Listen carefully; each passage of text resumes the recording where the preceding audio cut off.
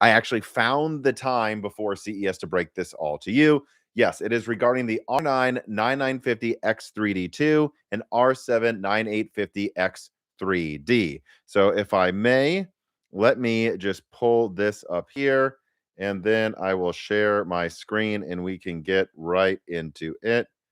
Boom, there. And I hope that looks okay to everybody. All right. So, yes, the 9950X3D2 and 9850X3D, those names are confirmed. Now, this isn't some big revelation. I'm not claiming that this is a bombshell, but I will be honest, I've been personally taking it on good faith that the other rumors out there regarding the names of these products was correct. And now I have sources that have seen them in documentation. So they've seen the name written out. Yes, that is the name of these products that will be announced at CES. That is also confirmed that AMD will be announcing both of these new gaming desktop products. Now, here's where things get more interesting. So, at a company-wide meeting in late December, AMD demonstrated new Zen 5 X3D SKUs that were apparently running DDR5 9800 kits without a problem. So, what I will say is it's not yet confirmed what the official memory support will be. I have a lot of contacts of mine that are curious about this, but what has been confirmed to them by AMD in briefing so far is that there will be a higher JEDEC standard officially listed for these products. So, if you go and look up the 9950X right now on AMD's website, you will see that it technically only supports officially DDR5 5600. I'm told this official support will be higher. Will that be 6000, 6400? I'm not sure. If I had to guess, it will be between 6400 and like 7200, but AMD has not decided that yet. But what is clear is that these things will run way faster memory than the existing Zen 5 products. And I think that is very exciting. Again, no promise on what your chip, if you buy it, will hit, but it seems pretty likely it'll run 9000. I guess that's what I will say, is that it will, with overclocking, probably run 9000, and that all of them should be able to do 6400 or higher with ease. And so, yeah, and that is through a combination of new CCD steppings. Literally, the silicon in these chips is technically a new stepping. It is new. It has not just been CCDs from before. They are better ones, but then also the memory controllers are bend. These are the golden sample memory controllers for these chips. And actually, on that note, too, I've been told that the yields have continued to improve to the point that the number of golden samples for Zen 5 and technically Zen 4 memory controllers is a lot higher than it used to be. So it was also easy for AMD to get enough of these to launch these products with better memory controllers. I'm not going to say any of the exact benchmarks, but I have been told about a few where it was high single digits performance increases. Now, does that mean if you boot up, and it would be funny if this example was true, but if you boot up Battlefield 6 and you're running DDR5 9800 with the 9950X3D2, can I promise you that will go 9% faster than if you had the 9950X3D right now? I can't promise you that, but at least some multi-threading and probably some multi-threading benchmarks and actually some games will run in the high single digits. And so this is actually, I believe, a notable performance improvement AMD is bringing with the 9850X3D and the 9950X3D too. And that's, well, yeah, that's quite exciting. Another thing to add on top of this is that AMD is expected to announce, and again, this is all I can say, but this is a direct quote, a new OEM strategy at CES 2026. Now, what does that mean? Well, I'm pretty sure that means they're going to push Gorgon Point very hard. That is the analogous to Hawk Point after Phoenix, Gorgon Point after Strix Point. That's what that will be like. So we'll see what that means. I'd say at least 4% more performance. Who knows? Maybe it'll be a surprise like Hawk Point, and in some situations it's 20% better. We'll have to wait to see about that. And frankly, I think we'll have to wait to see third-party benchmarks. I don't think AMD's own numbers, they might give us an idea, but just like Hawk Point, when we saw Hawk Point benchmarks, I was like, this thing's 5% better. And then the Fox benchmarked it and got 20% in like 30 watts or less scenarios in integrated graphics gaming. So we're just gonna have to wait to see for third-party benchmarks. But I think they're gonna push Gorgon Point very hard. Additionally, and again, this is my speculation. This is not me confirming it. This isn't on the slide next to me, but I would speculate that AMD might push Strix Halo a bit harder as well than they did the previous year. And I guess let me stop sharing my screen right now. From what I have heard, Strix Halo garnered a ton of interest last year. But OEMs weren't as quick to buy it up as AMD expected they would. I was directly told by a source that this is kind of comparable actually to what happened with Hawkpoint. If you all remember, Hawkpoint was announced, a bunch of OEMs showed interest, and it was kind of just like Minis Forum mini PCs at first that actually had Hawkpoint systems. Yeah, I believe that was first in like the GPD products and Minis Forum. It's like, where's HP? Where's Dell? Where blah, blah, blah. And it wasn't until quite well into Hotpoint's life that you started to see it everywhere with OEMs. That is what I'm told might happen with Strix Halo next year. We'll see. I'm not promising that, but what I'm told is there is a lot of interest, and they might, and that they've been very happy, HP and Asus have, with the sales of their Strix Halo products, and that there might be more buy-in from more OEMs. We'll see. But at a minimum, what I would say is this speculation is based on a few things. Number one, we know that there's these rumors of Strix Halo 392, 388 products. These are the full 40 compute unit, 8 and 12 core products that should be launching next year. Now, why would AMD launch new products in this category if it was a dud and if they didn't think this is what their customers wanted, right? That's number one. Number two, I have a suspicion that they manufactured a decent amount of Strix Halo products.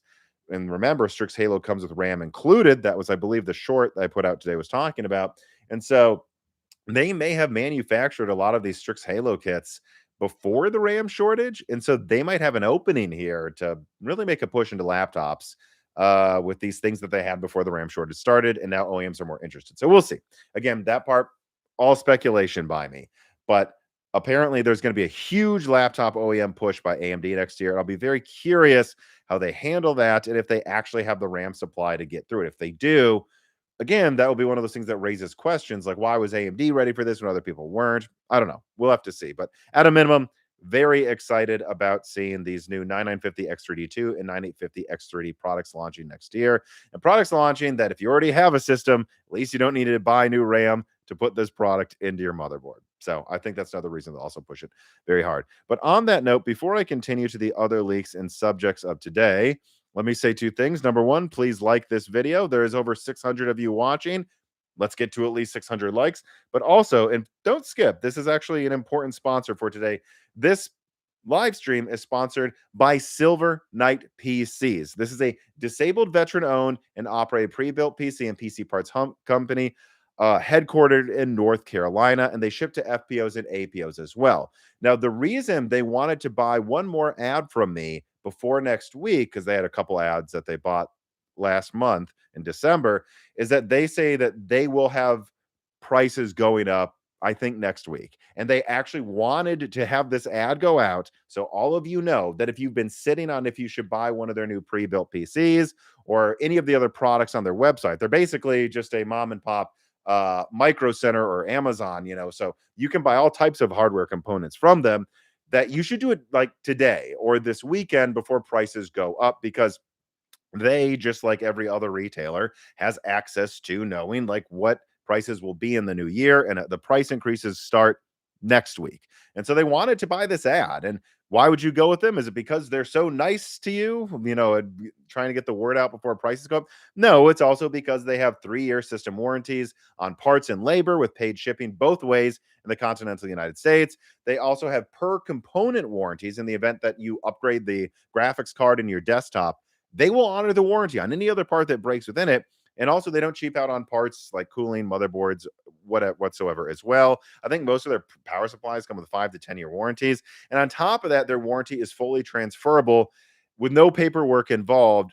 So that's kind of like if you bought a car. Like if you buy a car and sell it after 2 years and there's 2 years of warranty left on it, you don't have to do anything. Like Audi or Chevy or someone, Honda, they will honor your warranty. They don't need you to prove anything. They just look at the VIN number. That is how Silver Knight PCs handles this as well. If you sell your desktop, as long as they can see like the product number, they will honor the warranty to the person you sell it to, helping its resale value as well. And again, they're doing a 3-tiered system. They've got a $1,000 PC. Yes, it comes with 16 gigs of RAM. It's not without RAM.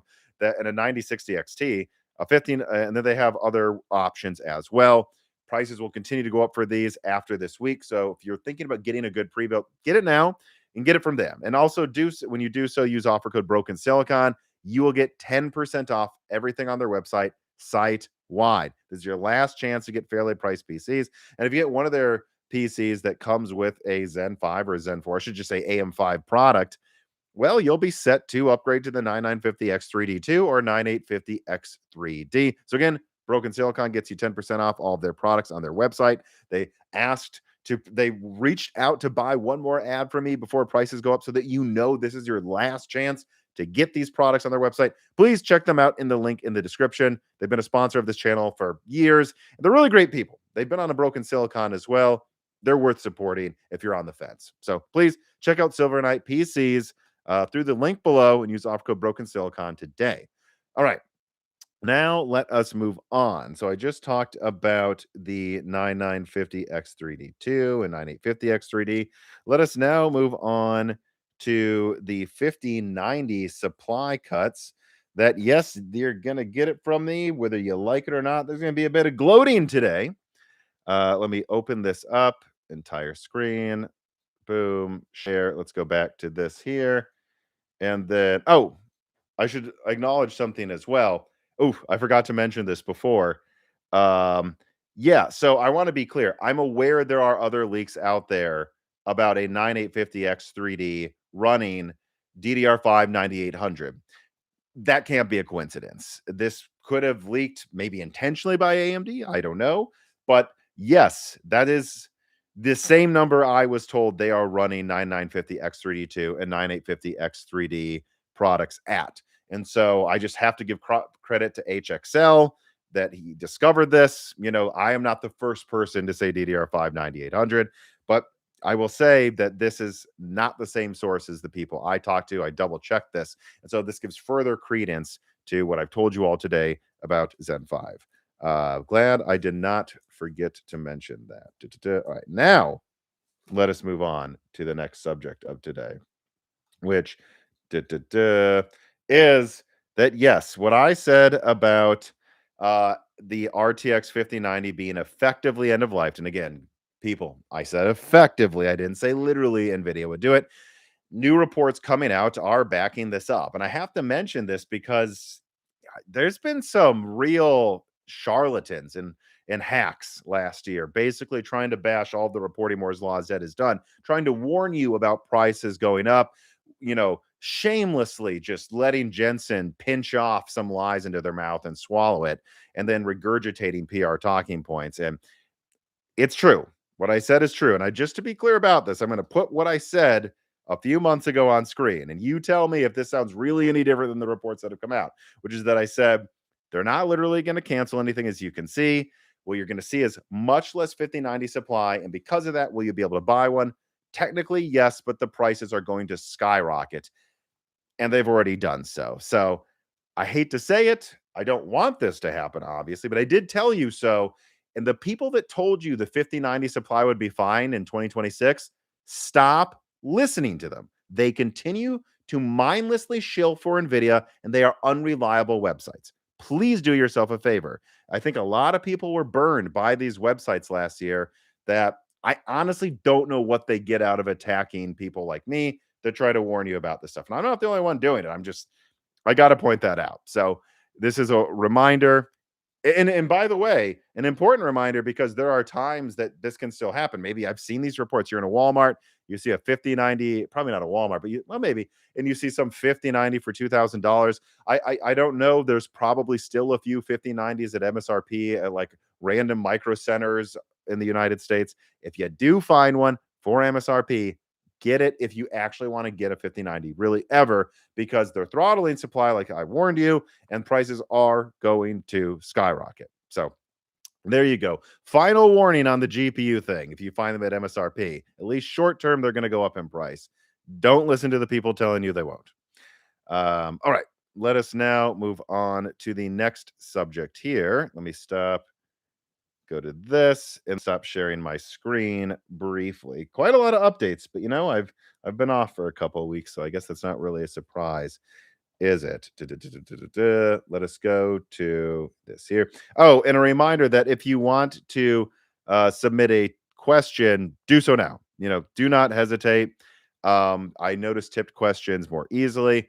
but like in about 30 minutes or so, I'll start going through a bunch of questions, and you'll want to get your question in the live chat sooner rather than later so that I don't miss it before I log off. All right. All right, let's see here. So, Zen 6. I do want to briefly talk about Zen 6 because I've seen a few comments. I haven't, I've tried to unplug for the last 2 weeks. But every now and then I would check out the comment sections on YouTube, and there were quite a few people saying, "Why are you talking about Zen 6? Zen 6 is definitely delayed forever, blah, blah, blah, blah, blah." And I just let's re-outline what's going on. So, first of all, AMD multiple times now has publicly confirmed that Zen 6 Venice is launching this year. It is. Zen 6 in some form will launch in 2026. Now, this is where people go, but what about that N2X delay? That advanced, super fast version of the N2 node from TSMC. Hasn't that been delayed? Won't that affect this? Sure, it might. And I've talked about that. But remember that Venice Epic, the server version of Zen 6, does not use N2X for the majority of its products, if not all of them. It uses N2P, and N2P is not delayed at all. So, or at least not delayed like that one. I guess I don't know if at all. But so Venice will launch, and Venice will launch with N2P CCDs this year. And then here's where the other thing comes. Mobile Zen 6 also uses the same chiplets, the same ones. Mobile Zen 6 shares CCD chiplets with server. And so if server is launching this year, do the math. That means mobile can launch this year, at least if the software is ready and AMD wants it to.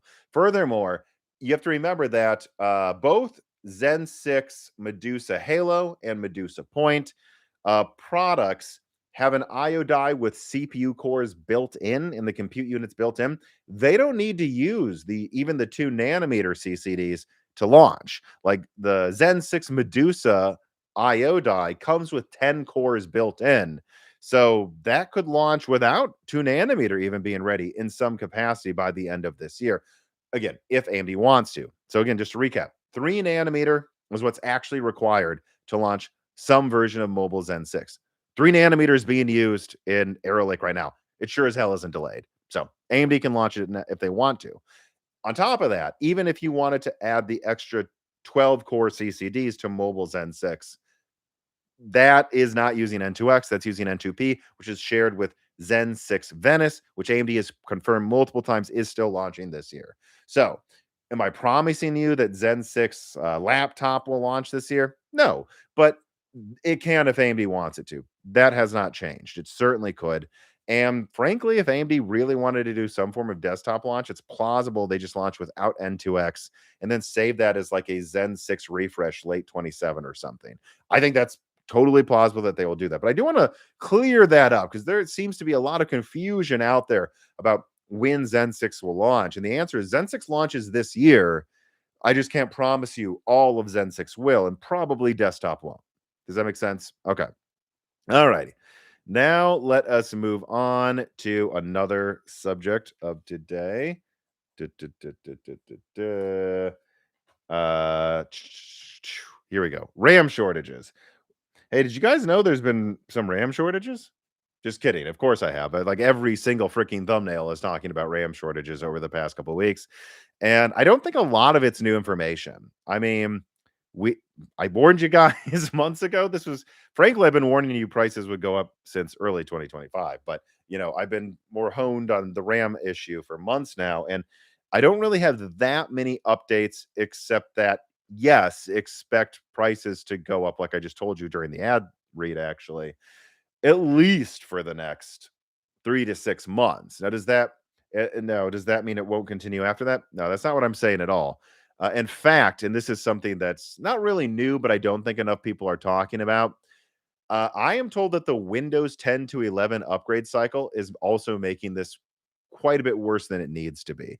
I don't know about all of you, but when I went home, to my family, who most of them live in Minnesota, I went there and I had an aunt, my mom, another person bringing up that they think they need to get a new PC because Windows 10 just doesn't work anymore.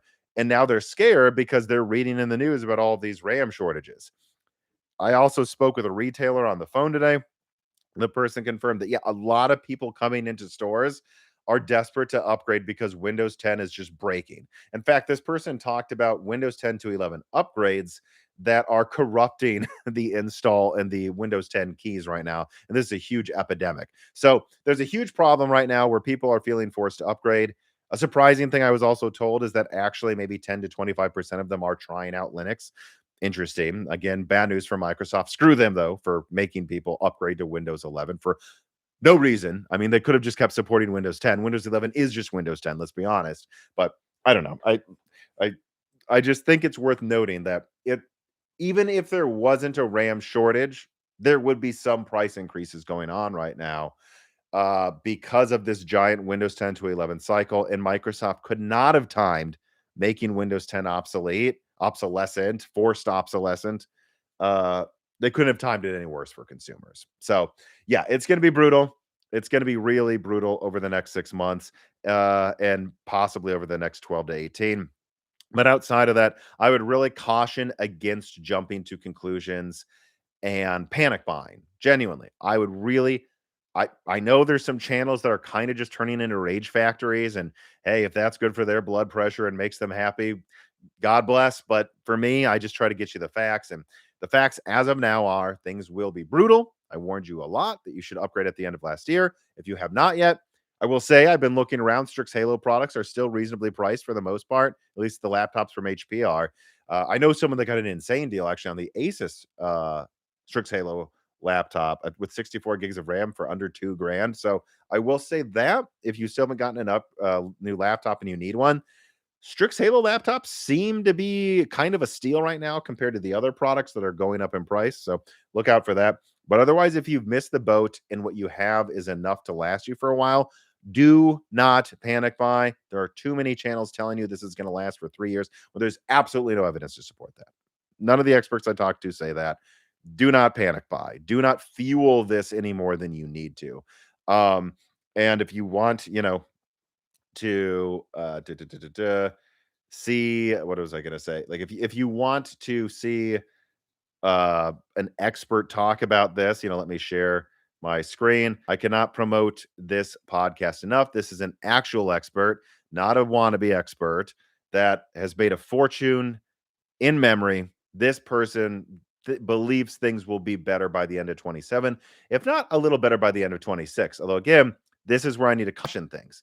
When I say things are better, do I mean you're able to get 64 gigabyte kits for $100? No, that's not what I'm saying at all. I'm just saying that, I don't know, I was just on Newegg and like a 32 gigabyte kit can sometimes be $300 or more. I don't think it will be that much at the end of 2026, probably. And so if you're someone considering spending $500 on RAM while you already have a 16 gigabyte kit, don't do it now. Like if you think you can still play your games reasonably, do not do it now because even if it's overpriced relative to last year RAM was dirt cheap and it will probably be cheaper at the end of this year than at the beginning, at least with some of the RAM kits. Super high capacity kits, I don't know, those are going to be affected the worst for a while, but again, that's the update. The update basically is every expert I talk to behind the scenes and publicly, even in a broken silicon, doesn't think this is going to last for 3 years, really. In fact, some experts I talk to think the AI bubble looks like it might be popping already. Or there seems to be a lot of caution in the market, the tech markets right now, despite record earnings. Like, why would stock go down if record earnings are being reported? That'd only be because people don't think it's going to last. So we'll see what happens with that. But that's one. And number two, a lot of this is actually now being caused by the Windows 10 to 11 upgrade cycle. And you guys should be pretty pissed at Microsoft. Like they are screwing us over by, like, to give you an example, my mom has a laptop that has Zen 1. And I actually went into it and uninstalled a bunch of apps. I'm sure many of you have done this for your parents before over Christmas break and like reinstalled some things. And, she's like, oh, wow, it actually is a lot faster now. It seems to work fine. But I can tell that like some Windows 10 apps are starting to break. And I assume this was the case. And it is. I checked.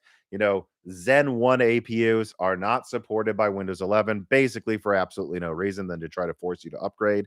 That type of shit is really, really scummy. And you know, I think more people should be mad at Microsoft right now for raising prices of RAM, at least in OEM products, than they would have otherwise for this stupid Windows 10 to 11 upgrade cycle. But yeah, so just thought more people should talk about that and be aware of that. And all right, let me get to the final update of today before I start answering tons of reader mails, or should I say, uh, live chat and Discord questions. And this was one of the ones that was in the headline. And boy, do I feel like I need to talk about this one because, much like the 9950 X3D2 memory controller question, this is something that I've seen spammed. And I don't mean that in a bad way, but it has been all over the YouTube comment section while I was gone over break. And that is, will PS6 be delayed? All right. So, number one, I saw this report, briefly. I think it came from Tom Henderson. Tom Henderson has a pretty good track record. Frankly, if I may be so bold, I would say besides me, he's probably the only other person I'd say you could probably take pretty seriously with almost all of his leaks. I don't think he makes anything up. I think his track record speaks for itself. So, yeah, I took this seriously, seeing him talk about it versus some other, leaker. Having said that, reading his report, from what I can tell, what he said is people at Sony and Microsoft are worried about RAM shortages. Yeah. Yeah, man. Everyone is. Everyone's worried about RAM shortages right now. Of course, I don't need a source to tell you that. And outside of that, all I can tell you is the decision has not been made to delay any consoles. So it has not. 100%. Sony has not had a meeting where they said we're delaying the PS6. Nope, has not happened. Has Sony during meetings talked about the RAM crisis? Duh. Yes. Everyone who uses RAM in any product is having meetings about this right now. But what I've seen is that Sony has contracts with TSMC. So I should say Sony and AMD together have contracts with TSMC to manufacture the PlayStation 6 consoles mid 2027. That has not changed. That's when they make them. So it's up to Sony if they delay it, and they're not even making these until then. And remember, when they manufacture, and I'm specifically talking about the APUs, the AMD Canis and Orion APUs, if AMD manufactures these mid 2027, I don't even know if Sony needs to make the decision about the RAM then, right? Because it's not, those APUs are separate from the RAM Sony decides to go with. They can manufacture the APUs and then go, do we want to go with 24, 36, 40, 48 gigabytes RAM? What do we want to go with? That's kind of when they can make the decision. To my memory, the PlayStation 4 made its decision to go from 4 to 8 gigabytes of RAM. I don't know if I remember correctly, like the year it was being manufactured. And so Sony's not going to make this decision until about a year from now, I believe. And that is where they will look around and go, all right, our RAM price is coming down. Are they not coming down? If they are, we can go with whatever and launch. If they go, actually, things have gotten significantly worse, then, maybe we need to delay this until early 2028. And I don't think anyone's going to get that mad about it. We might as well do it then. But that decision has not been made by Sony yet. It has not been made by Microsoft yet. And of course, they're talking about the RAM shortages. Everyone and their mom is. Literally, my mom is at Christmas asking me about it. So I think calm down about the PlayStation 6 and Xbox Magnus delay stuff, because they won't have made the decision for a year. So there's no point in really speculating on this much. I mean, what if the AI bubble pops in 2 months? RAM prices go down.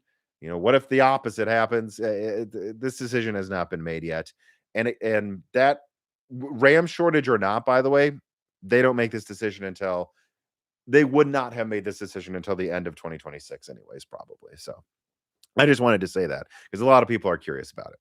All right, now let me finally get to answering some of your questions. All right, so we have, let's see here. Let's continue with some of these PlayStation questions, because it seems like I have a few here I can hammer out before I move on to other subjects. All right, so first, Billy Mays, 489 writes in and says, will PC handhelds become more viable in 2027 with Zen 6 APUs and when developers are targeting a mass market handheld with the PlayStation 6 handheld?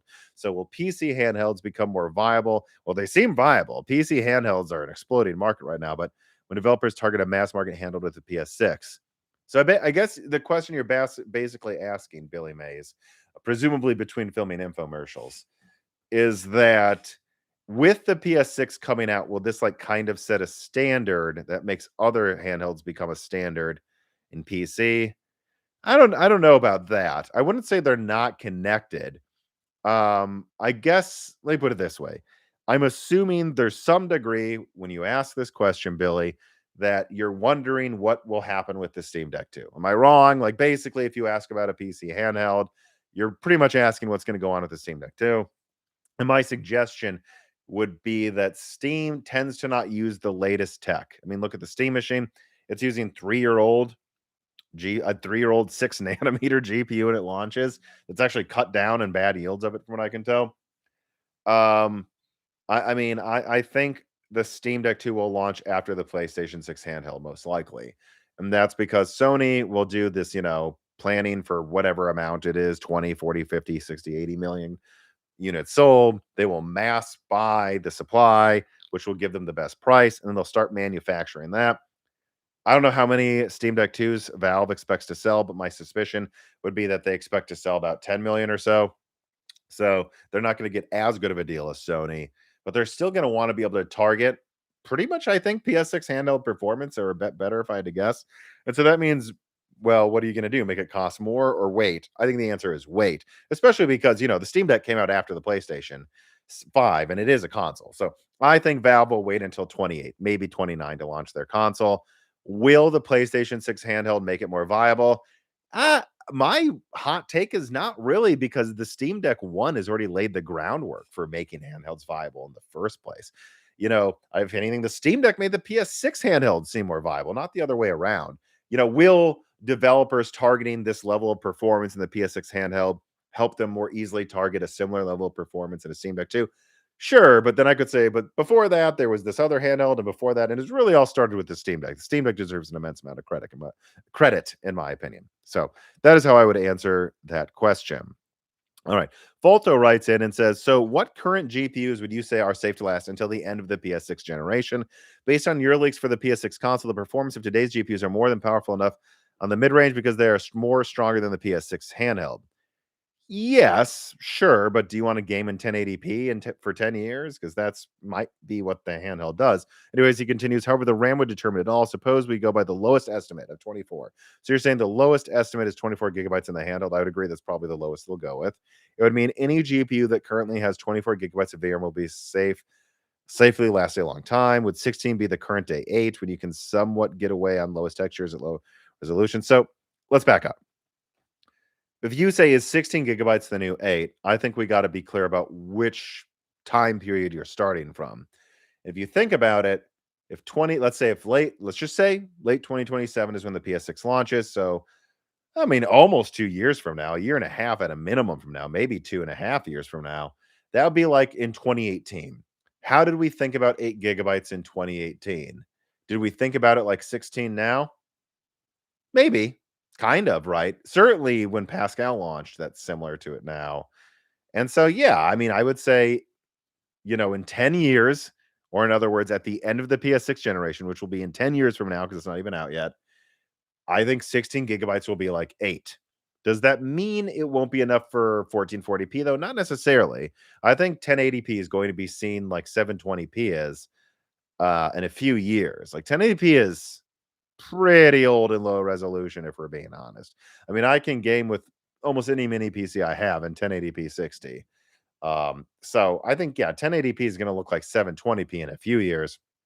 And I think 1440p will feel like 1080p during the PS6 generation. So sure, I think 16 gigabytes now is like 8 gigabytes, uh, like almost a decade ago, where it's definitely more than enough. You can find games. 10 years ago, you could find games that would go past 8 gigabytes, I believe, or maybe not like 8 years ago. Like, right, Shadow of Mordor, I think, had a 12 gigabyte texture pack or something. Like, it's not, you can find games that right now will use more than 16 gigabytes for sure in reasonable resolutions.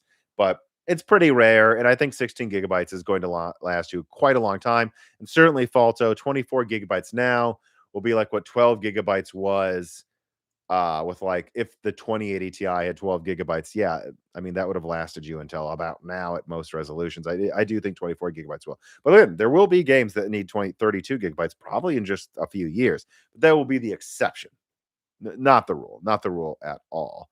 All right, now let us get to some RAM shortage questions, as I believe we do have quite a few. Also, we have almost 1,200 people watching. Can we get 1,000 likes, everybody? Please like this video. Good Lord. Let's go. Like it. Please like it. And double check that you're subscribed as well. That really does help the algorithm too. So please double check right now. Permission to like scroll to the bottom and look. Are you subscribed? Please make sure you're subscribed. All right. Let us get to some of these RAM questions. Where are we? 36. There we go. RAM Kios. All right. Da-da-da-da. Mark Smith writes in and says, Tom, we've seen tons of predictions about how 2026 will play out amid the RAM shortage. My advice is to wait and see unless you absolutely need to buy now. I would agree. Let the market correct itself based on both visible and hidden factors. For example, the used DDR4 market went absolutely wild for a while, but prices are already easing. It seems everyone has had spare kits and tried to cash in on eBay on the eBay hype, only to flood the market and shift things actually back down more in favor of the buyer, depending on capacity and RAM type. Yeah, I've heard about this as well. And this is something I really actually ranted about a month ago, I believe, on the live stream, which is that everyone actually, I want to see this. Type in the live chat right now. Are you going to spend $1,000 for a RAM kit? Point blank, even if it's in 6 months, even if you had to, or would you like find a way to make something last longer? Would you just make do with 16 gigabytes? Would you dig up some old PC you didn't think you'd use again? Like I have a backup mini PC. I have to for my job in case my desktop breaks. Like, answer me. Are you going to spend $1,000? Are you even going to spend $500 for RAM? I'm not asking developers who need it to make a game. I'm not asking AI researchers or people who do rendering for their work. I'm asking you, are you going to spend $500? Because I suspect if I look right now, and let me see, no, no, no, no, no, no, no, no. Everyone says no. So you're not going to do it. And so that means once these AI companies are at least even partially satiated, you're not going to get away on eBay selling your crap for 500 because there's not a buyer for it. There isn't a buyer for it. And if you're OpenAI, I got to keep harping about this. You're going to try to get some special contract with Samsung, which we have, and I've reported on this. You're not going to go to eBay and buy up a kit every hour for $1,000. No, you're not. So I do think people fundamentally misunderstand the difference between a I don't know what you would call an industrial led and a consumer led shortage. This is not a consumer led shortage at all. A little bit short term because of the Windows 10 to 11 thing, but that's not RAM. No, what this is a, like industrial or black swan led shortage. It's very different than 2021 where everyone wanted the new thing and they had good reason to pay extra for it because they were locked inside due to COVID. Again, think about what that means, right? If you bought a 37, I've talked about this so much. If you bought a 3070 for $700, even though it was a $500 product, I don't think you were stupid actually compared to like if you waited or bought earlier, right? The 2080 Ti costs 1,300 fucking dollars. If you sold that and bought a 3070 for double MSRP, you still netted 300 bucks if you bought it for 1,000. And COVID, you were inside, it made sense. And that is why those GPU shortages lasted so long. It wasn't just the mining boom, it was that the new tech was so much better and people had so much reason to keep buying it that the shortage kept going and going and going and going and going and going. That is not now. And anyone who disputes this, look at the live chat. No, no, no, no, no, no, no. No one's paying $500 for RAM. No one.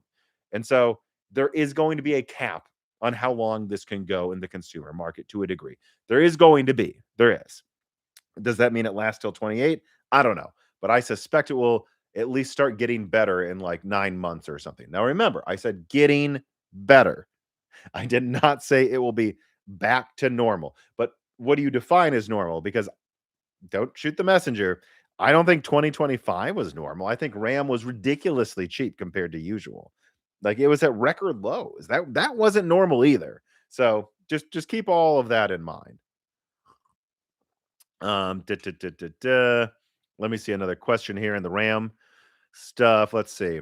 Fred Burger writes in and says, let's have a question, but it seems like mentally a lot of people are still living in 2021 shortage mindset. I've seen people act as if the market is completely ruined.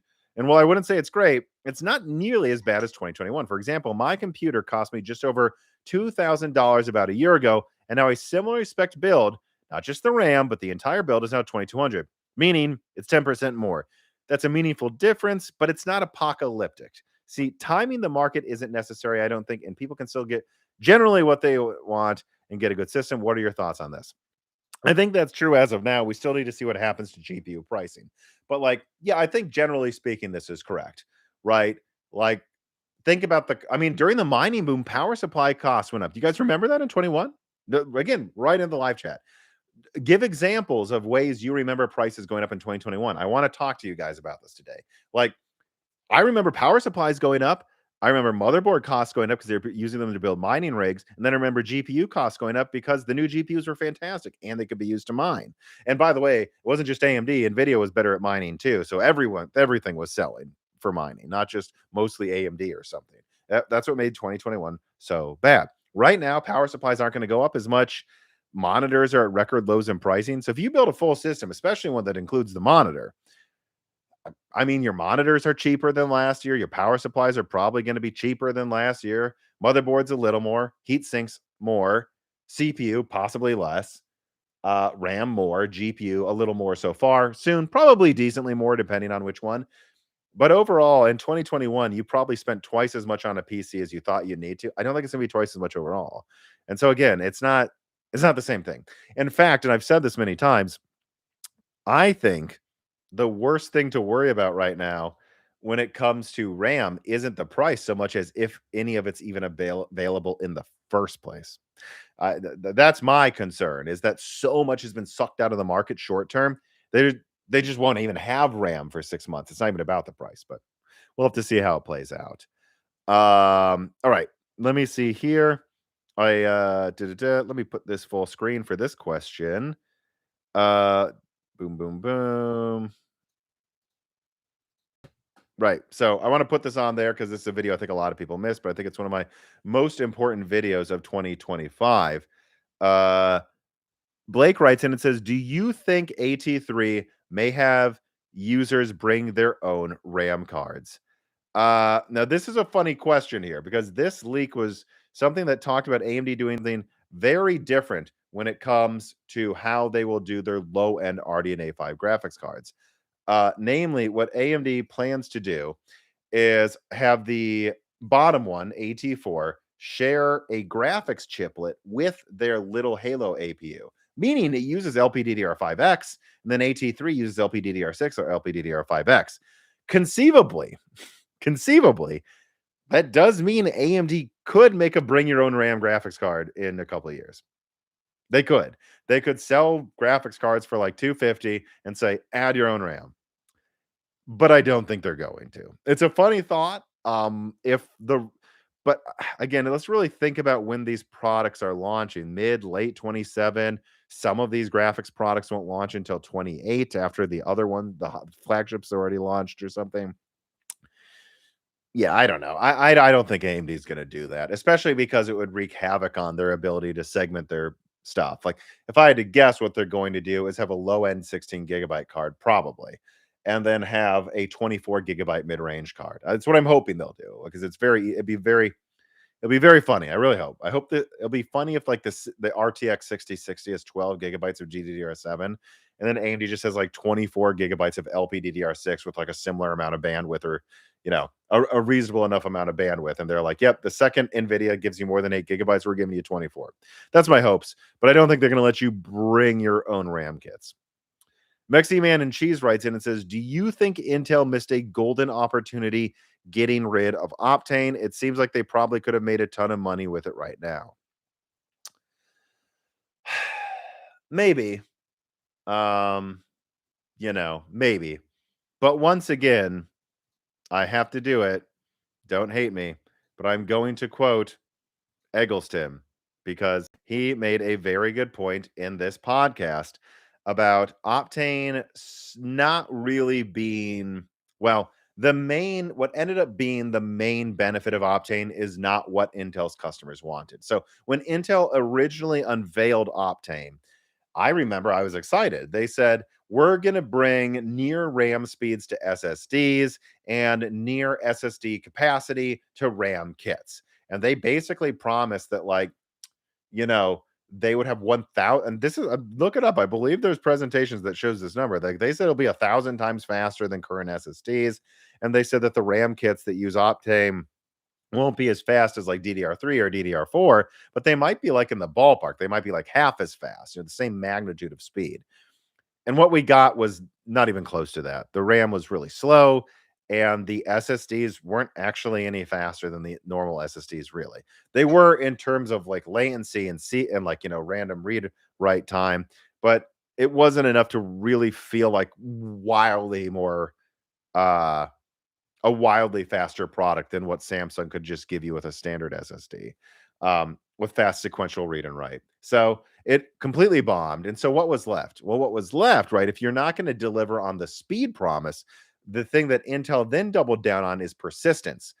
Optane was this hybrid of RAM and SSD, which means your RAM kits, if you lose power, well, what is that? They don't lose what's stored on them. So you could reboot and be still, be back in the fight working instantly. And you know what Intel's customers thought about that? Because they have all of these requirements when it comes to storage versus RAM. I saw someone in the comments section of this podcast that I have on screen here say that there are like legal requirements to transporting user data. And the second it's persistent means if I want to move a RAM kit between one system and another, or an Optane stick goes bad and I need to replace it in a server, that thing needs to be handled like it has sensitive user data. And that ballooned costs, made it annoying. And so I think it was always going to be doomed to fail for that reason alone, which is no one really wanted persistent data because it had tons of security risks. So, did Intel miss a golden opportunity with Optane? I guess my roundabout answer is actually no, because it was always going to fail because it didn't do what customers wanted. What customers wanted ultimately was not persistent RAM. What customers wanted was cheaper RAM. And if it wasn't going to be cheaper and the SSDs weren't going to be faster, the persistent thing wasn't a big deal to them. And so it was always going to fail because of that. What Dave Eggleston brings up in that episode, though, is that it would be nice if someone found a way to use NAND to make really slow RAM that is still fast enough for like a Ryzen 5 or Ryzen 3. That would have been the golden opportunity. Like if right now you could use NAND manufacturing to make DDR5 3800, 4000, two-thirds, half the speed, maybe even 3600, like DDR5 3600. If you could make that, but it was half the cost of normal RAM and it didn't require, and it could use the manufacturing machinery of an SSD, I think that would be filling a huge gap right now in the market. But that's not what Optane was. Unfortunately, it just really wasn't that. And so I don't think it's Optane would have saved Intel. Intel would have had to actually made what people wanted, which was using NAND machinery to make really cheap RAM. And it's not about persistence. All right. So that's my long answer there. But I think that's an important one that a lot of people ask about. Optane. Good. So let me write that down. That should probably be its own time stamp. All right. So that is the RAM questions, I believe. But let me see here. We got that one. All right. So we got one here from CB. Is the RAM crisis bad enough that even hyperscalers are having trouble sourcing RAM? Yeah, to a degree. Will pricing for customers of data centers be affected? We already see an Nvidia limit how much you can use GeForce now. Am I wrong? Am I right? I mean, so short term, I don't think you should assume all data center companies are going to raise prices because some of them will be less affected than others. Do they have a safety stock? Is it like what percentage of the cost is the RAM? But long term, if this really went on for years, yes, this would affect data center costs. I think so. KZip 2009 writes in from Australia and says, Happy New Year, Tom. Who do you think will win the cloud gaming war? Oh boy. Let me write that down. cloud gaming war? Nvidia, Xbox, or maybe another competitor, right? Because I think Sony still does streaming, but obviously Stadia is dead. I'm not really up to date on cloud gaming because I hate cloud gaming. Um, you know, the worst case scenario would be if you told me to use frame generation during cloud gaming. I'd be like, yeah, I think I'll just learn woodworking or something instead of playing video games. I absolutely hate it, like as much as I hate frame gen. Who's gonna win? I don't think there's gonna be a winner in the way when someone says who's gonna win, I assume you mean who's going to have the de facto cloud gaming service that goes toe to toe with like PlayStation and Steam. My answer is that's not going to happen. I could be wrong. Someone might clip this in 10 years and go, Tom's stupid. But I continue to think cloud gaming is mostly a Rube Goldberg situation. It's like, well, wouldn't it be more efficient if we just centralized gaming systems that people share? And then you go, okay, well, what about latency? And then you go, well, here's what we're going to do. And this is what Google Stadia said they were going to do and just never followed through on. Google said, what we're going to do is put these like Vega 56 basically gaming systems in every city in the world. So you're still just having to build a bunch of consoles basically and bring them to people's houses, except now they're what, down the street instead of in their house. I mean, a PlayStation 5 was $400 over brick. I assume Sony raised the price back to where it was, right? Let's see. PS5, blah, blah, blah, blah, blah. Right, but it's still $550. It even comes with a disc drive. 750. I mean, how much money are you really saving to take a PS5's worth of horsepower and put it in a centralized server that you still have to rebuild in every city on Earth? And then what do you have to do with infrastructure? Like, how much capacity will networks need to have? How much more fiber are you going to have to lay? It turns into you're just building a console with more steps that doesn't play as well. And that is how I see cloud gaming. Does that mean cloud gaming will go away? No. You know, none of these things are going away. It's just more is more. It'll be an option that some people use. And so, from that perspective, I don't ever think there will be a winner. I think there will just be various services. And I think Nvidia is doing pretty well, though. From what I hear, GeForce Now is actually doing the best. So they're the winner. They're probably going to be the winner in terms of like most used or most preferable, most recommended short term. But I don't think they're going to replace consoles or your gaming PC. They're just going to supplement them. Let me see here. I got a message. Okay, let me see. We have some tipped ones here. Oh boy, got some GPU questions. Someone said you forgot to mention eGPUs for mini PCs as well, right? It may have erased some questions. I hope not. Yeah, right. So I think it may have erased some questions near the top. So I think I'm still going to get through the ones I scrolled past those. So let me just keep going and then I'll go to some GPU questions. Right. All right. First, CPU. So let me put down a timestamp here. Again, almost 1,200 people watching. Can I please get 1,200 likes, people? Please like. All right. So let us get to 9950 X3D2. Christopher Amasius writes in from the Moore's Law is Dead Patreon, which remember, you can submit questions ahead of time, and I even run them past some of my sources before I record. Join Moore's Law is Dead on Patreon if you would like to be able to have access to that. It was what would the real world performance of a 9950 X3D2 be compared to a 9800 X3D for gaming? Well, let's compare it to the 9950 X3D, right? And from what I've seen, I believe the 9950 X3D2 is supposed to have a 200 watt TDP. So what is that, like almost 20% more than what you get? Maybe not almost 20, over 10% more than what you get over the 9950 X3D now.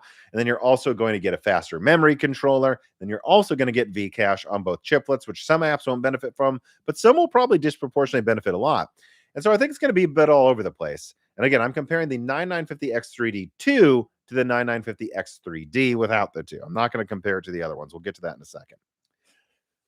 adding all of that up, I think you're going to have some multi-threading benchmarks that are around 10% faster, a few games that are double digits, but they'll be outliers. And overall, it'll be probably mid to high single digits faster. Is that a ton to write home about? No, but if you're someone that wants the best, that's not nothing. It's not going to be a 1% increase. I don't think it will be. I think it's going to be more than that now that I know they have bin memory controllers for sure. Um, and so that's that one. Now the 9850X3D, that one is going to be more of an uplift over the 9800X3D. So if I look at the 9800X3D right now, and in fact, I'll share my screen. So if we look at this right now, here's the big thing you want to keep in mind, and it's this number right here. Zoom in. Up to 5.2 gigahertz. From what I've heard and from what I believe other leakers have said, the 9850X3D, put a 5 right here, will go up to 5.6 gigahertz. And so if we do 5.6 divided by 5.2, if I could type correctly, that would be awesome. Divided by 5.2, you get to an 8% uplift from clock speed alone.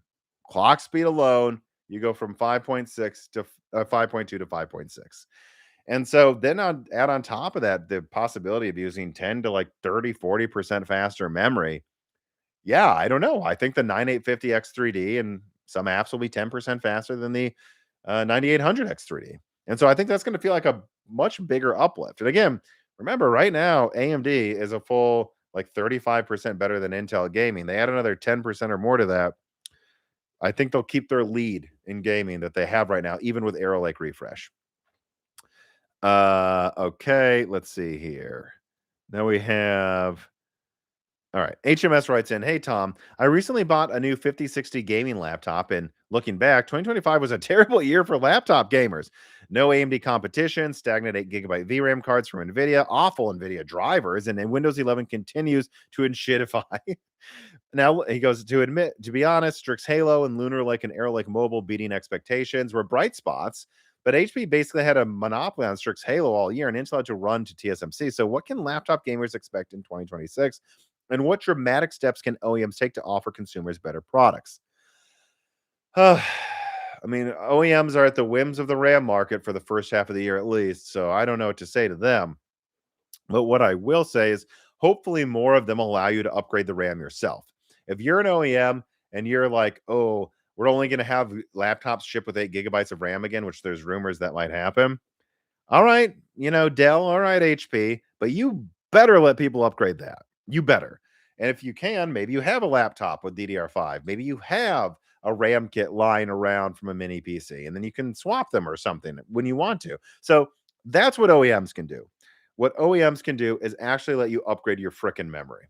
And if they do that, they're kind of mitigating the issue quite a lot, actually, for some people. What can gamers look forward to? Hopefully, much better Strix Halo laptops. That's what I will say. And I should say more of them as well. That's what I would hope for. I'm not 100%, but it's kind of sounding like that. All right. Zen 6 questions. Let's see. Archer writes in, "Hey Tom, I was wondering if you had any information to share on the specs and features of the Zen 6 and Zen 7 desktop IO die. If it's still on 6 nanometer, it can't be that crazy of an upgrade though, right?" Again, people, this is where I say, watch my videos. I'm going to show this on screen here. Boom. Watch this. This tells you what the IO die is. Literally. Right now, search on my channel, bridge die, Zen 6, Moore's Law's dead leak, whatever. Like, this will pop up. Watch this video that tells you about the IO die. And then also watch this. This one breaks down Zen 6 Medusa and Halo and Point, the RDNA 5 chiplets they use, the IO dies they use. It will also reference other videos that you can then go to if it's something not explained in this video. It's all there for you, Archer. Now, to try to specifically answer a couple of things you asked, like if it's still on 6 nanometer, which from what I've heard, at least desktop Zen 6 may still use a 6 nanometer IO die. It can't be that crazy of an upgrade, right? Wrong, because they're moving to silicon bridges, which is a fundamental upgrade in latency and or I guess, upgrade in how much latency there is, which is to say less latency. So no, even though they might still on desktop use 6 nanometer, it's still going to be a huge upgrade. And look at what's going on now. I just leaked in this live stream that AMD is apparently getting at least some of their 9950X3D2 samples to use DDR5 9800. Can any of you easily run DDR5 9800 on uh on most of your Zen 5 or Zen 4 products? I think the answer is you're going to type right now is no. So, if that's the case and they're already getting to 9800 with the same IO die, hey, look, I mean, better bit like, newer 6 nanometer with better yields from TSMC using silicon bridges. I still think it's going to be quite an upgrade in IO die when it comes to memory bandwidth and latency. Now, I can't promise anything when it comes to like video out.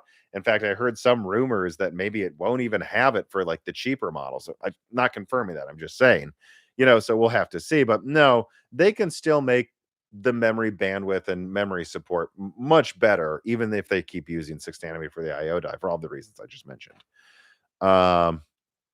No News says, do you still expect Medusa point to ship in laptops in the second half of 26? Does AMD think it is required to compete with Panther Lake? No. So I'll answer the second part first. AMD thinks Gorgon Point is enough to compete with Panther Lake. Do they think they will win? That's not what I said. Remember, Intel Alder Lake. I thought Alder Lake was great. I recommended it. And yet Zen 3 outsold it like whatever and do it yourself, right? 2-1, 3-1. I don't know. Like Zen 3, at least sold okay. Zen 3 sold just fine against Alder Lake, which was faster. And so that's what I think Intel has to worry about here. Panther Lake needs to be notably more efficient than Gorgon Point, and it needs to beat it at everything by at least 10%, ideally 20, because it's going to cost, a lot more to make. Guys, Gorgon Point is a monolithic, still 4 nanometer product. Panther Lake uses all of these fancy nodes from TSMC.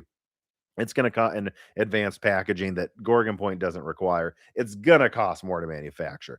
In fact, from what I've calculated, it probably costs about as much to make as like a cheaper Strix Halo product. That's really, before you consider the RAM. That's really not a Gorgon Point competitor. It's pretty firmly between Strix Halo and Gorgon Point. So, for Panther Lake to be a big success, I think it needs to crush Gorgon. And I think AMD thinks it will be enough. Enough in the way that Zen 3 was enough to keep selling next to Alder Lake. Let me see. Anyways, though, do I still expect Medusa Point to ship in laptops in the second half of 26? Ask me in 3 months. That's what I would say. I've already explained in this video why AMD can launch Zen 6 laptops this year if they want to.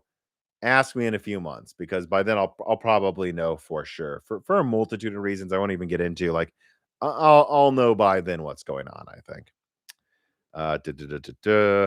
Yeah, this too here is an 8-9. So Dylan K writes in, "Hey Tom, Happy New Year's. Happy New Year to you.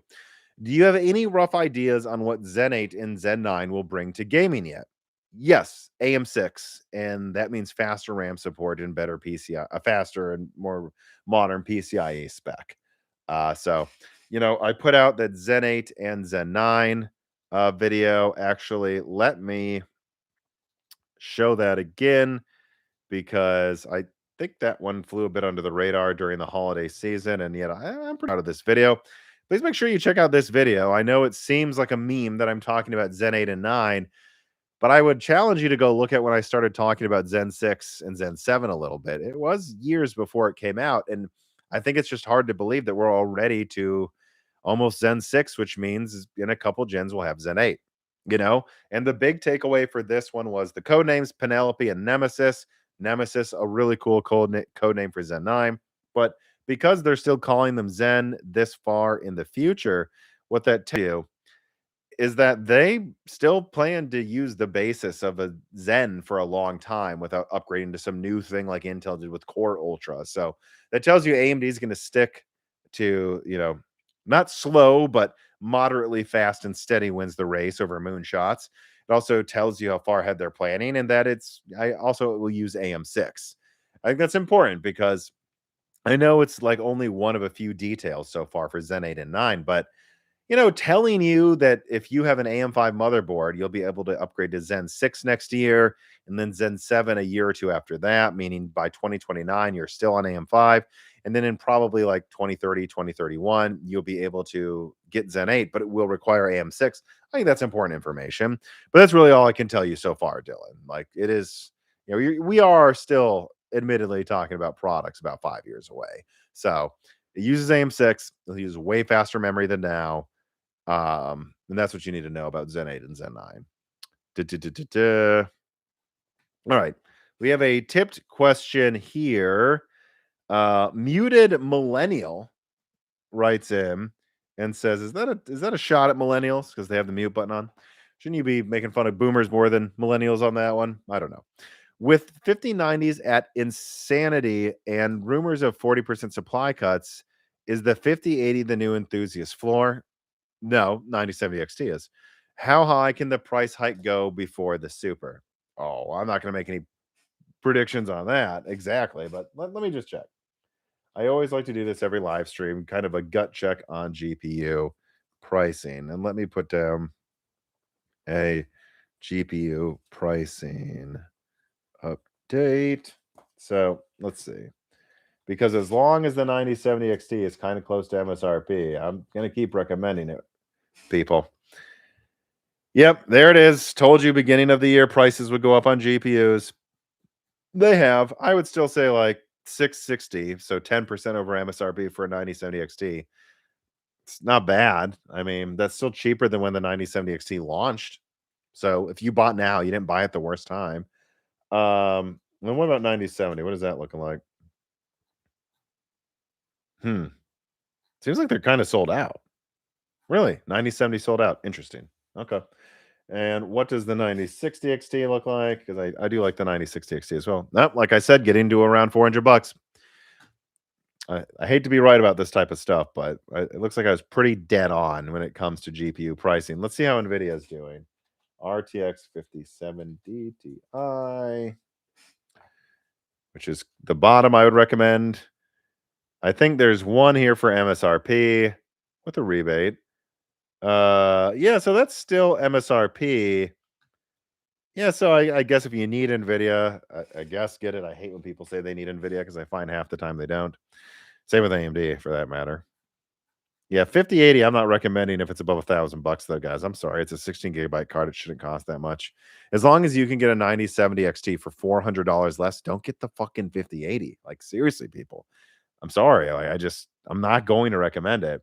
No, I think the floor is the 9070 XT and maybe 5070 Ti if you need Nvidia trademarked because you're a creator that makes one video every 3 months or something and you don't really need it. But sorry, I'm ranting now. Yeah, and then there's the 5090. Yeah, blah, blah, blah, blah. So now I would say now 9070 XT is still fairly priced, relatively speaking. And I would probably ignore Nvidia outside of a handful of them. How about the 5060 Ti? I always thought the 5060 Ti 16 gigabyte was okay, actually. 450. So yeah, no, if it's Nvidia, I'm saying 5060 Ti 16 gigabyte is a pretty solid offering still at 450 or less. 5070 Ti is okay, I guess. And the 9070 XT is still my go-to recommendation. But the 9070 seems to be selling out. So I would get the 9070 XT now if you're still waiting for a graphics card. I wouldn't say you've missed the boat yet either. Don't feel stupid if you paid 660 instead of 600 a few months later. You're not being screwed over. But the evidence is all there that these prices are going to keep going up over the next few months. They already are. All right. But thank you for writing in, Muted Millennial. Russell GR7H writes in, with SteamOS coming to desktop, will the AMD 9070 XT become the new gaming king? I think it's a huge advantage for AMD. This Linux advantage they have, I mean, will be the new gaming king. I don't know who defines what a gaming king is, but it's going to be a bigger and bigger advantage to them that Nvidia needs to pay more attention to, I think. I got a PlayStation question there. Let's see. Let me see here. Do we have another Chris writes in for the Patreon and asks, it's subtle, but Battlefield's reflections in the puddles of water have me excited about the next gen of ray tracing. Well, except that ray tracing still can look quite horrible and blurry if you can't crank it up high enough. Does AMD have a plan to somehow convince Nvidia to support AMD's version of path tracing? Ollie, no. Nvidia is going to do what they want to do. Ollie, I think you may have theorized this like a long time ago. I mean, I don't know what you mean by that. Well, what would happen is AMD. Here's what's going to happen. Let me write this down. AMD ray tracing. All right. PS5 hack. Okay. So, here is how AMD gets ray tracing to be more AMD centric, AMD forward supported by devs versus Nvidia.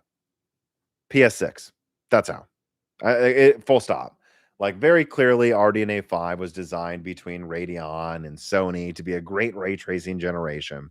And because of that, I think that's when things are going to flip a bit. This is when AMD will launch their first attempt, not at being okay at ray tracing, not at being passable at ray tracing. RDNA 5 is going to be when AMD tries to get the ray tracing crown, at least relatively speaking, right? Like same raster performance cards, AMD is at the same or higher level than Nvidia. I'm not saying they'll succeed. I am saying that is what AMD is going for with RDNA 5. And that will also be in what? Xbox Magnus, the PlayStation 6, and even the PlayStation Handheld. So, and also all their APUs. So you're going to have all these OEM, well, not all of them, but like a lot of the new ones. So you have all these OEMs with RDNA 5 APU laptops. You'll have all these consoles with RDNA 5, and then you'll have desktop graphics cards with RDNA 5. That is when developers will probably start taking AMD ray tracing extra seriously. They are a little bit now because the PlayStation 5 Pro basically has PS4 level ray tracing. So there's some of that, but it's not going to be until the PS6 launches that I think it'll be especially supported well. And that's how you do it. You're not going to get Nvidia to play nice with AMD. When have they ever done that? Come on. What you're going to do is you're going to have to do it through force because Nvidia only understands force.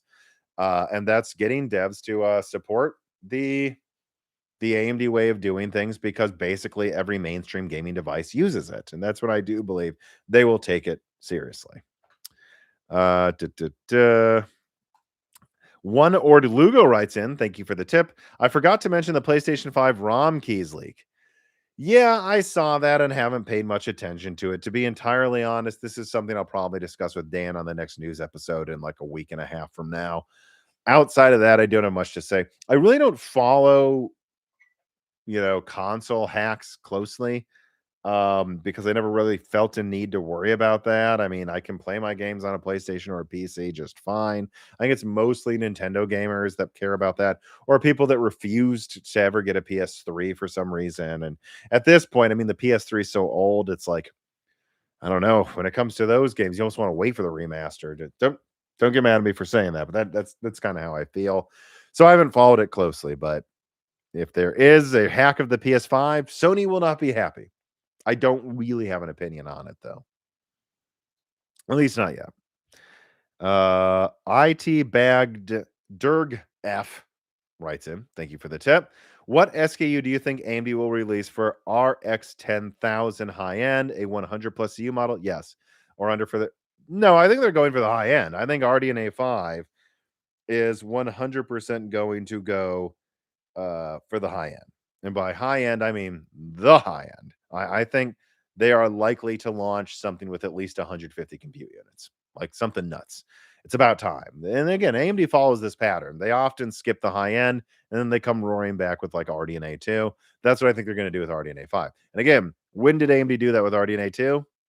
Oh, when a new Xbox and PlayStation used the architecture, they bothered to go for the high end on PC. Same situation with RDNA 5. Russell GR7H writes, and it says, will we get more 2DIMM M/B due to RAM shortage? Oh, so 2DIMM motherboards so you can combine a bunch of smaller kits. Yeah, I don't know. I think maybe you'll see some motherboard manufacturers rush out products like this by the end of the year. But if the RAM shortage starts to improve by 2027, it takes time to design these. I guess what I will say is I would not be surprised if Zen 6 has new chipsets, which I think it probably will for their motherboards. You'll see more 2DIMM motherboards because of the RAM shortage influencing their design. So yes, I would suspect Zen 6 ones will support this. I don't think they'll rush one out in the next month for this. I could be wrong though. I mean, I don't know how hard it is to design and make these things. You'll probably see a couple at CES possibly, but we'll see. I think, but yeah, I think it'll influence Zen 6 chipsets for sure. The RAM shortage will. AZN Homemade writes and it says, I'm guessing those rumors floating around Twitter from a Korean source claiming Nvidia will raise prices is BS. So I don't know of an exact number. And I think all too often people quote these sources in Korea or China exactly without realizing they're making an estimate or it's about the overall point. But no, I think Nvidia is raising prices on 5090s. Again, guys, let me pull up this here. Share screen. There we go. No, I leaked this. Oh, how should I point? Oh, ooh. I leaked this. I leaked this right here. I leaked that the RTX 5090 was going to have supply throttled and that prices were going to skyrocket in October of 25 before everyone else. And a bunch of people said I was lying. I wasn't lying. It's going to happen. I don't know the exact price or what we should think about a Korean, leaker that says whatever. But no, this is happening. This is happening. I told you this was happening. And well, perfect transition. Salty Internet Pirate writes in, Hi, Tom. What was the funniest news story in the field over the past year for you? This. The stupid people at WCCF Tech claiming that I was lying about 5090 prices going up when really you didn't need any sources to know things were going to get bad due to AI.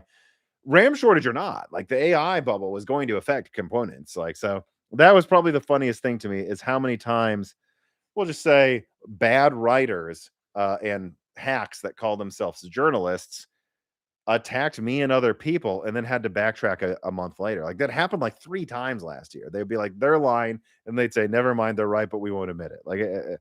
That was probably the funniest thing, if not annoying. It can be both though, can't it? It can be funny and annoying. All right. So that's the last tip question. We have a question here from Falto though, from the Moore's Law is Dead Discord. Falto writes in and says, I have a correction for your GPU tier list. Okay, well, let's get on the same page, everybody. I'll put this in the live chat. And I suspect this will cause endless arguing, but that's okay. I support or I appreciate the input and the engagement. So I put it in the live chat just now. There's like a 10-second delay, so you'll see it pop up, whenever. But yeah, I have a GPU chart that estimates, what tier whatever is and what's meant for what level of gaming and what you should be looking for. And Falto says, I have a correction for your GPU tier list. The overall rank order of GPUs is fine and accurate, but I find it inaccurate is the performance grade. For example, I own a 5070 Ti, and according to the chart in 4K with DLSS balanced, I should be able to play it around 180 to 40. However, in no game this happens unless it's a decently older game at lower settings. So if I look at this tier list, and bear with me, this is a hard thing to do. The difference between a 5080 and a 5070 Ti is notable, but I think they're roughly the same level overall of gaming if you had to divide things into 10 tiers. And so what did I say? 4K minus equals SS. That's interesting. So that's high with balanced. Right. So you're saying you can't do that? Yeah, I disagree. Here's my thinking, because this will walk you through how I think when I make this chart, right? The way I think is roughly a level of performance and then what cards are close to each other. So I would consider the 9070 XT high end. I would. Not enthusiast. It's not. I would, but barely high end, and if you look, there's 4 sub levels to the chart to each level of the chart. So in my opinion, the 5070 Ti Falto is at the bottom of this tier. So you should not be expecting to get to the top of that rating I gave it. You should be expected to be treading water at the bottom. Okay. And slightly above that, I have the 9070 XT, 16 gigabyte. And that's because in a lot of recent games, especially, it seems to be outperforming it. But the point is, I can say that I played Battlefield 6 on a 9070 XT. Actually, there's one behind me right there. And I was able to play, granted, it was overclocked, but I was able to play at 4K 220 with like FSR balanced and a mix of ultra and high settings. That that means I'm right. Now that doesn't mean every game. Will Borderlands 4 let you do that? No, but I'm not saying Yep, this is overall. So this is everything from the latest and hardest to run game and everything to the bottom of that list. Now let me look at one thing here. Da, da, da, da. Let me see. Now I did try to let's see find some examples, but I was actually quite frustrated with how little detail was in some benchmarking because a lot of people don't look at the things that I'm talking about. But let's see, 4K. Let's see if anyone has tested this exact setting. So if I go to videos here, has anyone tested the 9070 XT? Someone tested this. Let's see. What we got? So this is in 14. Well, see, this is going to take forever. This is actually a lot of work for me to find someone exactly testing it here. But all I can tell you is the games I tested, and Battlefield 6 is one of the latest games. And I would note that 4K minus is high settings, not ultra, no ray tracing turned on, and like balanced FSR or DLSS. Do I think if you have not maxed out settings, mid-level upscaling, not ultra quality, and most games you'll be able to game at pretty high refresh rates in 4K? My answer is yes, I think you will be able to. I don't think you'll be able to in Borderlands 4, but then again, what if you're playing Age of Empires 5, the latest Age of Empires? Yes, you will be able to if you have a fast enough CPU, that is. And there are plenty of games that are out now that are much easier to run than some of those games. So I don't know what you want me to say, Falto, and maybe right into the live chat. I'm curious what you all say. What percentage of the games you guys play are like from 2025 versus from maybe not 10 years old, but from the previous 3 years? Tell me now. I'm curious in the live chat. What percentage of the games you play are from 2025 versus after 2021? Because for me, it's like half of them are before 25, and my chart works. And it's a balance. I have to take into account this game's hard to run. And then this game's but in this game, I found if you turn down settings enough in Arc Raiders, which is a recent game, I've seen people running that at 400 frames per second in 4K if you crank up DLSS. So, and I don't mean frame gen, not frame gen. So it's like, eh, that's how I look at it. I'm not talking about 10-year-old games. I'm not talking about the newest game. Some games run all right. And I think generally speaking, my chart's pretty accurate. But do note that the 5070 Ti is at the bottom of that tier list. And I don't expect it to always be able to hit that. I'm just doing my best. But who knows? Maybe when the Super Series comes out, I will adjust where I think things should be after playing a few more of the newest games on PC. I don't know. But yeah, that's how I'd answer your question. And just keep in mind, I mean, I only update the tiers like every few months or so, or maybe even every half year. And that's because it takes hours to scour so much testing, make sure sometimes one card's become stronger versus another card, yada, yada, yada. I just realized I missed a question from somebody. Let me answer that now. Uh, I remember, it was, do you think Intel will announce the B770 at CES? And my answer is, who cares, man? Who cares? The B770 should have come out in 2023. Like I in my arc is effectively canceled. Like I said, Battle Mage would launch. It would just be drawn out and have tons of issues. I never thought drawn out meant 2026. That is worse than I expected. But I don't know. My answer for the B770 is who cares? Who cares, man? Who cares? All right. Moving on to another tipped question. How do you compare the expected performance of Medusa Halo Mini to PS6 Canis, including console optimizations? Oh, it's going to be stronger. I mean, where I have this leak pretty handy here, I think. If I pull up my AT3 And for leak, what do we have? Do I have it handy though? The actual slide itself. Let's see. There it is. Yeah, I can show this. Let's so it's not going to look perfect here. Um but if I do this, yeah, so I have AT4 um as being 24 RDNA 5 compute units, probably with at least 10 megabytes of L2. And that's at least. That's not an exact number. 128-bit LPDDR5X, maybe LPDDR6. So I think that's pretty simple, right? Um, yeah, it's going to be a lot stronger. I guess it has a worse memory controller potentially, though, potentially, than Canis. So let's compare. Let me put down a timestamp here because this is an interesting question. PS6 handheld versus Halo Mini. So let's not worry about the CPU, except to say that the CPU in the Halo Mini is way stronger.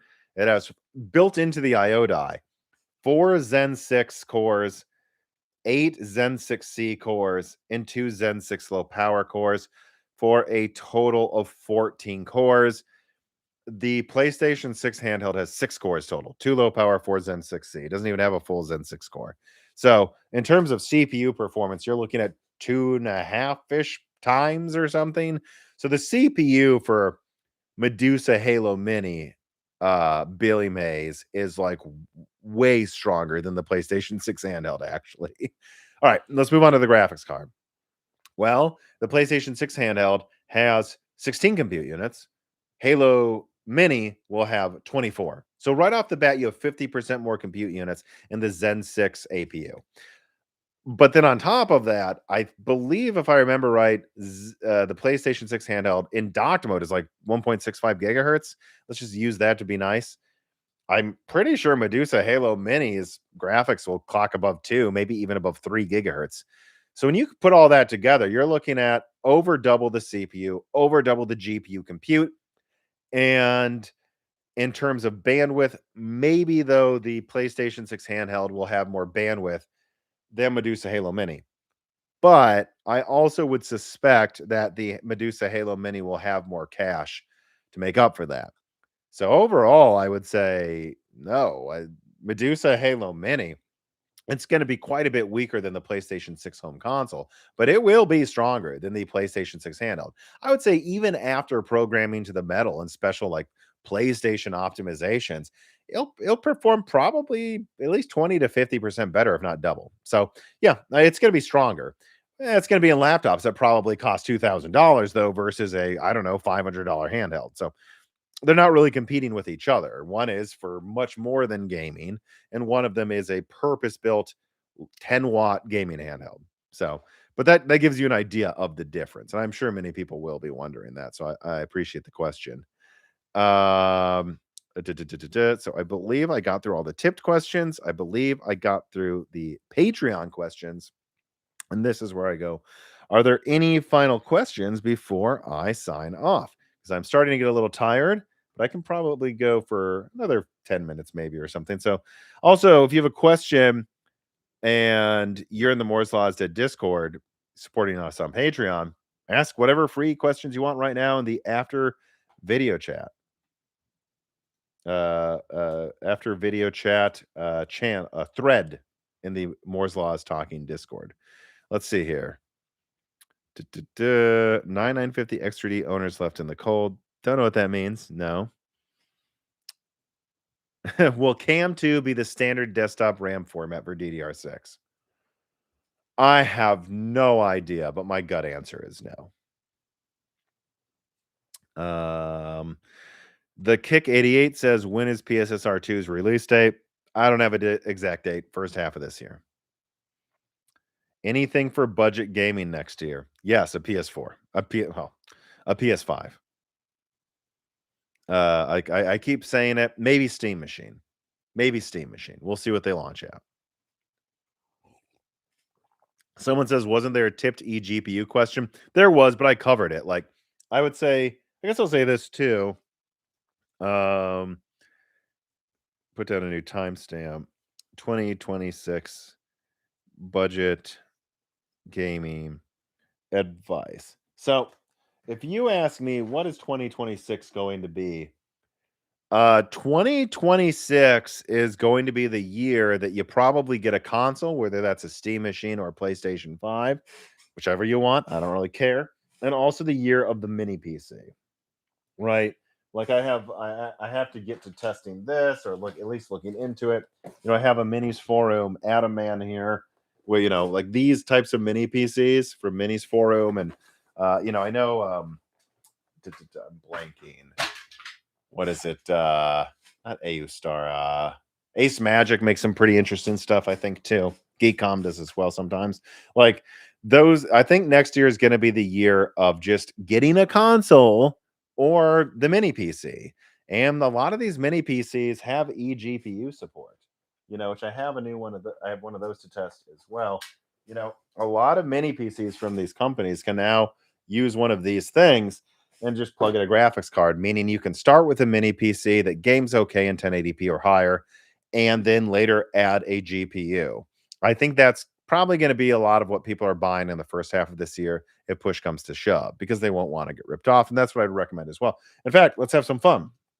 Let us go to Amazon and see what we can find. Minis for mini PC. So, like, let's just see right now, like, where are we getting to with mini PC prices? Because you would certainly expect those to skyrocket, but at least go up in price some. Yeah, I mean, you're still seeing some mini PCs come with like 32 gigabytes of RAM for $500 or less. And if it can support an eGPU, and a lot of them can, that's a cheap way to, you know, Frankenstein, Frankenstein monsters something together. Yeah, so like here's a 7. Oh, that's a bare bones one. That's not what we're talking about though. Does this come with RAM? Oh, they're already starting to strip it out on some of them I can see. Yeah, so some of those prices are going up, but you can probably also find a lot of them on like eBay and Craigslist and Facebook Marketplace as well. I think that's what a lot of people are going to end up doing until prices come back down to reasonable levels. But I still think there will be deals to be had. So that's what I expect. Let me see here. Any other questions? Let me check the Discord. Nothing in the Discord. Uh, Also, it'll be the year of buying a new monitor, as those will be much more reasonably priced. I always get these questions. GGU Siren 5417 says, "Do you think 3D V cache could be used for GPUs?" Yeah, but in fact, if you go back and look, I've said it, and I believe Angstronomics leaked this as well, that they had plans to stack memory controller die, so effectively stack V-cache for extra infinity cache with RDNA 3 graphics cards, meaning like the 7900 XTX could have maybe had, what is it, like 192 megabytes of RAM instead of 96, 192 megabytes of infinity cache instead of 96. But AMD just didn't think it was worth it. Like, it gave not enough of a boost for the cost it added. And so, yeah, AMD's been able to do this for a very long time. But they just never have thought it was worth it. I don't really see anything on the horizon that suggests that they're going to do it either. Everything I've seen with the RDNA 5 is that it's still, it's going to have a media die or IO die with the CPU if it's an APU version, and then it's going to have a GPU memory controller die, and none of that suggests infinity cache actually at all, let alone stacking it. Like RDNA 5 seems to not even use infinity cache anymore, at least on desktop. So no, I don't think we're gonna be seeing stacked infinity cache for these graphics cards for a while, unless I missed something. You never know. Maybe all the documents I have left out this important note because it's a secret at AMD. I don't know. We'll see. Let me see here. Do you know if FSR4 is coming to RDNA 3 soon? No, I think it should in the first half of this year, but if I knew anything else, I would tell you. Yeah, I see several people here suggesting guests for Broken Silicon. Email them and tell them to reach out. That's what you gotta do. Where am I from? Well, I was born in Minnesota, but I've lived all over from Illinois to Michigan, even a little bit in Pennsylvania, now in Tennessee. Duh, duh, duh. Tom, any insight on Asus price hikes on January 5th? No, but I will say I've heard Asus like before you guys celebrate Asus making RAM, wait until you see the prices. This is what I'll say. Is Asus known for selling things for cheap? I don't know. Get ready for that. I've heard of that.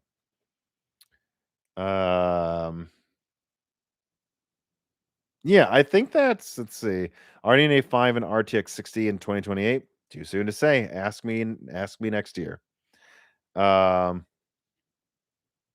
Hey Tom, can you explain again why coolers could go up in price?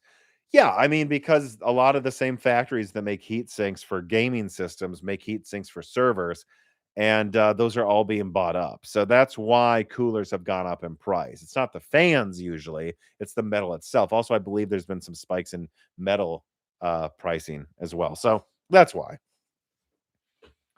Uh, are you planning on picking up one of the X3D CPUs? No, I'm happy with my Zen 4 X3D system. I'm fine.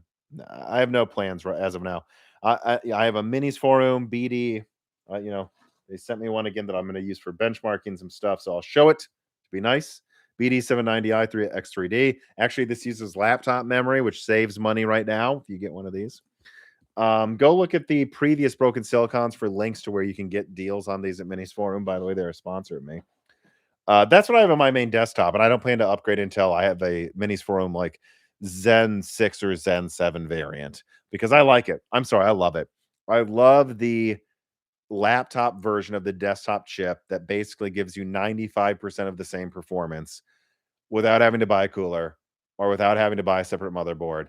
And then it also uses half the energy. Again, 95% the performance, half the energy, half the price overall, pretty much. I don't plan to upgrade until I get one of those from Minis for them because I'm quite content with 16 cores of Zen 4 with Vcache on it. What GPU are you running? 4090. Although I did use the 79070 XT during the summer when Nvidia's drivers didn't work. So yeah, I mean, I use a 4090. I loved the 9070 XT. I generally recommend that the most. And if there was ever a 9080 or 9090 XT from AMD, I'd probably buy that and sell the 4090 because I find Radeon drivers to be more stable to this day. Uh, do AI use keyboards? And I don't know the question's about.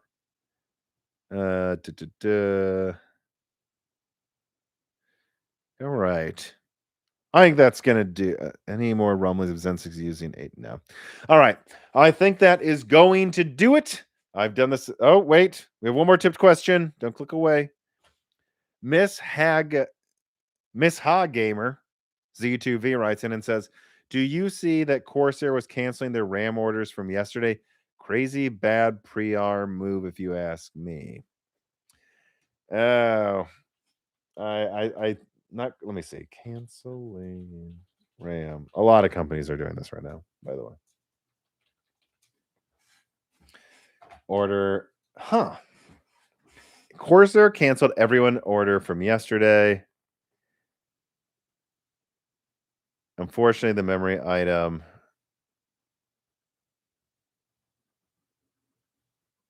Uh, yeah. I mean, I don't know what you want me to say about it, ma'am. Um, but this stuff's gonna happen here. I don't. I don't have anything to say. Um, what I would the only thing I could suggest, if you forced me to try to make an argument for why, not that why it's okay, but just explaining it, would just be like, I think a lot of these companies may be out of RAM. Like, I think a lot of them, like, and if they relist it for a higher price, like they might be down to like a handful of kits. So that is what I've heard. And to give you an example of why I think this, I think I leaked this if it wasn't in the last live stream of that Samsung leak or something. Um, I think it may be in the OpenAI one. Let me put that on screen here because I do think some of the rage about this, people are forgetting stuff that's already public. So this video here, let me do this one. I believe it was in this video where I said that I knew of companies like Corsair, won't say which one, that were reaching out to retailers to try to buy RAM back from them because they couldn't fulfill orders themselves. So that is what these companies have been resorting to, buying RAM back from like a Best Buy to try to fill orders, whether it's from their website or to like a big pre-built company where maybe Corsair supplies, Exotic PC or like one of those companies. I would suggest canceled orders might be because Corsair literally doesn't have any RAM to sell. That's the only thing I would say. Having said that, yeah, I don't know. I don't really have much to say without knowing so much more about them canceling an order. It sucks. What really sucks is when Amazon sellers do that to you, actually, because then they jack up the price and pocket some money or whatever. That's all I can say is I think a lot of these companies might literally be out of RAM. And if they were forecasting that they couldn't give you RAM for 6 months, they might as well cancel the order. Um, yeah, like so someone says a data CEO said weeks ago they only have stock for a few weeks. So if they cancel your order and then relist it for more, that's shitty. Obviously, that I won't defend that. But I would suggest that a lot of these companies are out of RAM. And I think that's a clear distinction here. My concern is not so much the cost of RAM as it is, I think there might not be any. Like OpenAI bought up so much that that's really the concern. Not that eventually RAM will always be $500. I've already had asked you all, and you all send the live chat. You'll never pay $500 for RAM. You'll just give up and whatever. My concern is just how many months is there literally no RAM? Like because OpenAI bought it, all of it. So that's my concern. It's like I don't think people get like it's that there is none. It's not that they're greedy. It's that there just is none in the market because OpenAI gobbled it all up. But yeah, so happy to clear up or give my opinions on that at least briefly here. Uh, duh, duh, duh, the AI black hole, nothing escapes. Indeed, we'll see though. Things could turn around. You never know. And if they do, you know what? I will tell you about it. So that will do it for this live stream. Please, right now, before you click away, make sure you're subscribed to Moore's Law is Dead on YouTube and ring the bell button. Also, please, there will be links in the description. If you scroll enough, check out the Moore's Law is Dead Patreon. We just had a die shrink come out with me and Carbon Cry talking about an article we wrote about bad journalism. We'll have another die shrink come out next week, presumably.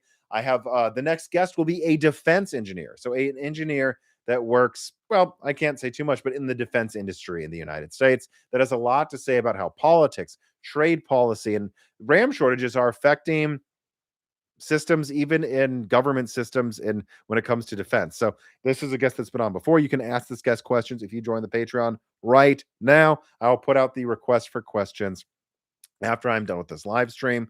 And obviously, there's hundreds of die shrinks you can get access to, a Discord where you can talk with me and other people about what I talked about today.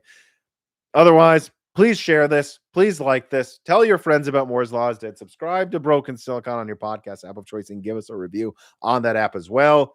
And Happy New Year, everybody. Don't worry. It's not all going to be rage bait here. We're going to try to get you good information, sensible information, so you can make informed decisions. We're not just going to try to stir you all up and make you mad on the one hand, or on the other hand, be a mindless PR arm for Nvidia that lies to you every time they do a press release. We'll just tell you what we think. We'll be mad if we're actually mad, and we'll tell you if things are good if we actually think they're good. We won't just rely on rage bait or, again, on mindless optimism. So please make sure you follow us because I am ready for this year. Let's go. See you in the next piece of content.